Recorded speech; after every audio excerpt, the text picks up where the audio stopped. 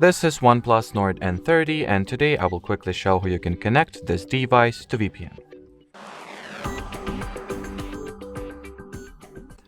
So to start, we will need to get the free third-party app that will allow us to do so. At the first place, the app that I prefer using is called Turbo VPN, but you can use any other free app if you know any, of course, or if you have any, how do you say it? If you have any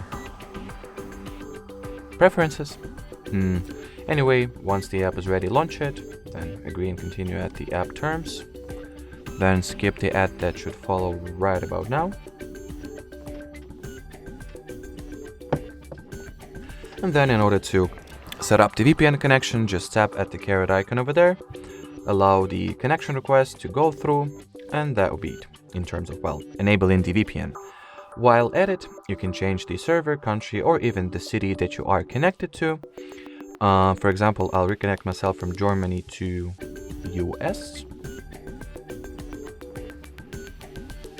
And then if you would like to turn the VPN off, all that you gotta do is to tap at the cross icon over there, choose the disconnect option, and that'll be it. So thanks for watching, thanks for your attention, and bye bye.